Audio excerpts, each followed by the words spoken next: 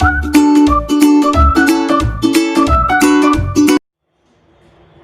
Everyone, हमारी जो प्रश्नों की आरबीएसई बोर्ड के लिए होम साइंस के लिए जो सीरीज चल रही थी उसमें हम लोगों ने 101 प्रश्न करवा दिए थे और उसके बाद हम अब 102 नंबर वाला प्रश्न है वो मैं आप लोगों को करवा रही हूँ।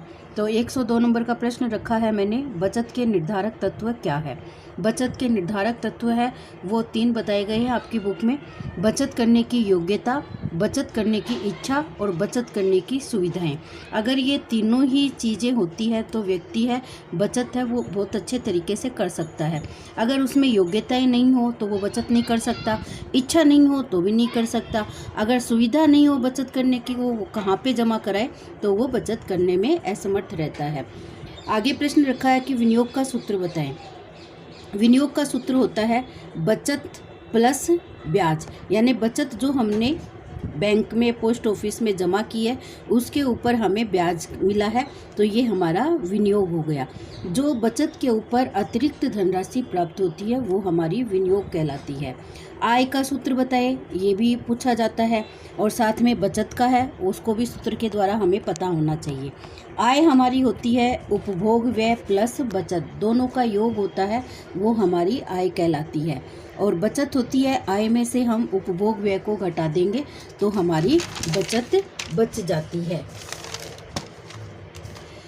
उपभोक्ता संरक्षण अधिनियम कब अस्तित्व में आया था, यानी उपभोक्ता संरक्षण अधिनियम है वो कब लागू हुआ था।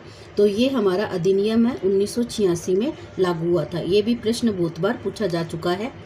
राष्ट्रीय उपभोक्ता दिवस कब मनाया जाता है, 24 दिसंबर को। ये भी आपके एग्जाम में पूछा जा चुका है, इसलिए दोनों ही इम्पोर्टेंट क्वेश्चन है। उपभोक्ता संरक्षण का मुख्य उद्देश्य क्या है। जो उपभोक्ता संरक्षण अधिनियम बनाया गया है इसका उद्देश्य क्या है। इसका मुख्य उद्देश्य है उपभोक्ताओं को बेहतर संरक्षण प्रदान करना ताकि उपभोक्ताओं का किसी प्रकार से शोषण ना हो सके। अगला क्वेश्चन मैंने लिया है कि ISI चिन्ह क्या है। एक तो आपको इसका पूरा नाम पता होना चाहिए। इसका पूरा नाम है भारतीय मानक संस्थान। ये भारतीय मानक संस्थान के द्वारा निर्धारित स्तर की वस्तुओं की जांच के बाद प्रमाणित चिन्ह ISI प्रदान किया जाता है, जिसे हम ISI चिन्ह के नाम से जानते हैं। आगे है एगमार्क चिन्ह क्या है। एगमार्क चिन्ह है वो खाद्य पदार्थों की गुणवत्ता एवं पौष्टिकता के निर्धारक मानकों पर खरा उतरने वाला खाद्य पदार्थों की पैकिंग के ऊपर एगमार्क चिन्ह दिया जाता है, वो हमारा एगमार्क चिन्ह है। एगमार्क है वो खाद्य या कृषि युक्त पदार्थों पर होता है और जबकि ISI चिन्ह है वो इलेक्ट्रॉनिक्स वस्तुओं के ऊपर ज़्यादातर पाया जाता है। खाद्य पदार्थ प्रतिबंध अधिनियम कब बनाया गया था, तो ये 1954 में बनाया गया था, ध्यान रखना, पूछा जा चुका है ये भी प्रश्न। विनियोग कितने प्रकार का होता है। विनियोग है वो 3 प्रकार का होता है। एक अल्पकालीन विनियोग आता है, एक दीर्घकालीन विनियोग आता है और एक जीवन भर के लिए विनियोग आता है। जीवन भर में जैसे LIC है वो आ जाती है और दीर्घकाल के अंदर जो भी हम खाते RD वगैरह के खुलवाते हैं वो आ जाते हैं और अल्पकालीन के अंदर हमारे सेविंग अकाउंट है उस तरीके के अकाउंट आ जाते हैं। बैंक क्या है, बैंक की परिभाषा पूछी जाती है।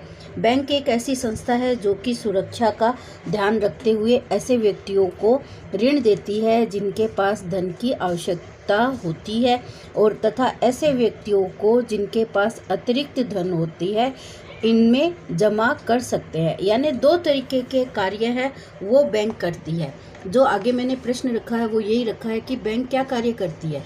तो इस परिभाषा में ये क्लियर हो चुका है कि एक तो जिन व्यक्तियों के पास धन अधिक है उनका धन वो जमा करती है और जिनके पास धन नहीं है उनको वो ऋण देने का कार्य करती है।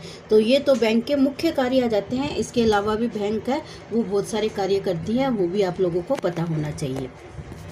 आगे मैंने एक निबंधात्मक प्रश्न लिया है कि उपभोक्ता को परिभाषित कीजिए और उनकी समस्याओं का वर्णन कीजिए। ये बहुत ही मोस्ट इम्पॉर्टेंट क्वेश्चन है और पूछा भी जा चुका है। तो सबसे पहले आपको उपभोक्ता का अर्थ बता रही हूँ। वस्तु व सेवाओं का उपभोग करने वाले व्यक्ति को हम क्या कहेंगे, उपभोक्ता कहेंगे। उपभोक्ता की समस्याएं हैं वो बहुत सारी है, जैसे निरक्षरता की समस्या यानी अनपढ़ होना, चुनाव की समस्या यानी आजकल मार्केट के अंदर इतने सारे वस्तुएं मिलती है आप साबुन लो, घी लो, तेल लो, तो उसमें चुनाव करने की समस्या है वो उपभोक्ता के सामने सबसे बड़ी है। भ्रामक विज्ञापन, आप टीवी, रेडियो आजकल सबके ऊपर देखते हो, इतने सारे विज्ञापन दिखाए जाते हैं जिससे व्यक्ति है वो भ्रामक हो जाता है और उन वस्तुओं का चयन करना उसके लिए मुश्किल कार्य हो जाता है। दोषपूर्ण भार व माप, आप देखते हो कि उपभोक्ताओं का शोषण है, उनकी वस्तुओं को कम तोल के भी किया जाता है जिससे भी उनका शोषण बढ़ता है। मिलावट है, वो मिलावट को मैंने मिलावट वाले लेसन के अंदर आपको एक्सप्लेन कर दिया था कि हर वस्तु के अंदर अलग अलग तरीके की मिलावट की जाती है जिससे भी उपभोक्ताओं का शोषण होता है। निम्न स्तर की वस्तुएं होना, निम्न स्तर यानी घटिया किस्म की, ये भी मिलावट का एक साधन है। और किसी भी अनाज का मिलता जुलता अनाज है उसके अंदर मिला देना, ये भी मिलावट होता है। आप दूध के अंदर पानी मिला देते हो, वो भी मिलावट है। तो ये निम्न स्तर की वस्तुएं हैं वो उनके अंदर मिला दी जाती है। उपभोक्ताओं की मानसिकता, उपभोक्ता की मानसिकता अलग अलग तरीके की होती है और उन मानसिकताओं को हम किसी भी तरीके से अदर बदलने का प्रयास करते हैं तो वो बदली जा सकती है, तो ये भी उसके लिए एक समस्या होती है। कपटपूर्ण चिन्ह व लेबल, आजकल डुप्लीकेट चीज़ें मार्केट में बहुत मिलती है, तो जैसे ISI चिन्ह है, एगमार्क चिन्ह है, ये हम लोकल वस्तुओं के ऊपर लगाकर उपभोक्ताओं का शोषण करते हैं। अनावश्यक क्रय, उपभोक्ता वस्तु कोई और खरीदने जाता है और वो उसके साथ वो और चीज़ें, आजकल उसके ऊपर गिफ्ट वाली चीज़ें होती है, एक के साथ एक फ्री होता है, तो इस तरीके की चीज़ें देखकर वो अनावश्यक क्रय कर लेते हैं, तो ये भी उपभोक्ताओं के लिए एक समस्या है वो बनी हुई होती है। आगे हमारी 115 नंबर वाला क्वेश्चन है, उपभोक्ता के अधिकारों को बताइए। ये भी आपके है निबंधात्मक प्रश्न के अंदर बहुत बार पूछा जा चुका है और इम्पोर्टेंट क्वेश्चन है, आ भी सकता है। उपभोक्ताओं के बहुत सारे अधिकार है, चयन का अधिकार है, सुरक्षा का अधिकार है, सूचित किए जाने का अधिकार है और क्षतिपूर्ति का अधिकार, सुनवाई का अधिकार, स्वास्थ्य व सुरक्षित वातावरण प्राप्त करने का अधिकार, उपभोक्ताओं को शिक्षा का अधिकार। तो ये सारे उपभोक्ताओं के अधिकार है, आपकी बुक में डिटेल दे रखा है इनका अच्छे से और खूब मैंने समझाया हुआ है आप लोगों को, तो उसके आधार पर आप इनका अच्छे से अध्ययन कर लेना। ये आपके निबंधात्मक क्वेश्चन में कोई भी 4 अधिकार बताए या छोटे 2 नंबर में आएंगे तो 2 अधिकार पूछ लिए जाएंगे, तो ये आपको पता होना चाहिए। 1 या 3 नंबर के प्रश्न में, 2 नंबर के प्रश्न में ये भी पूछा जाता है कि उपभोक्ता संरक्षण अधिनियम में त्रिस्तरीय अर्धन्यायिक तंत्र है वो क्या है। क्या त्रिस्तरीय अर्धन्यायिक तंत्र है?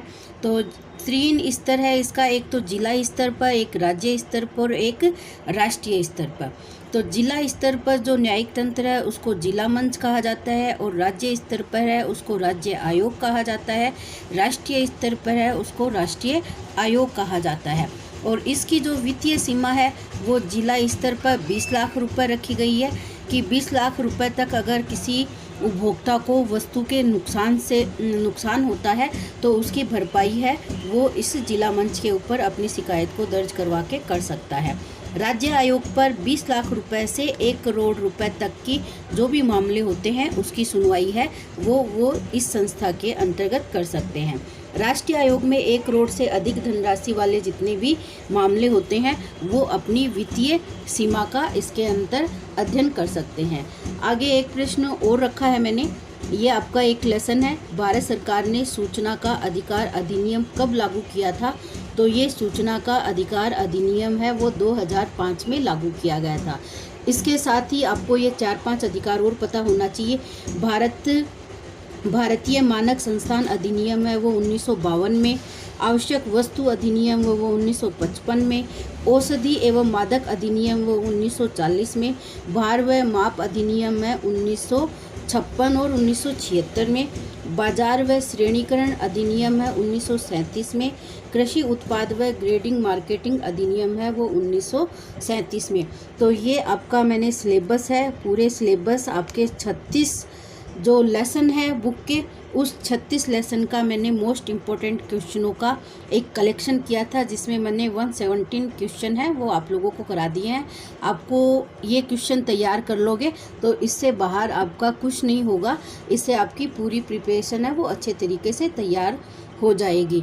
तो एग्ज़ाम देने से पहले आप इन सारे क्वेश्चनों को पढ़ लेना। और मेरे चैनल को अगर सब्सक्राइब नहीं किया है तो प्लीज़ आप लोग सब इस चैनल को जो भी देख रहे हो सब्सक्राइब करना और साथ में कमेंट करना और ज़्यादा से ज़्यादा इसको शेयर करना, ताकि और भी बच्चे हैं, दूसरे स्कूल वाले बच्चे हैं, वो भी इस वीडियो का फ़ायदा उठा सके। बाय बच्चों।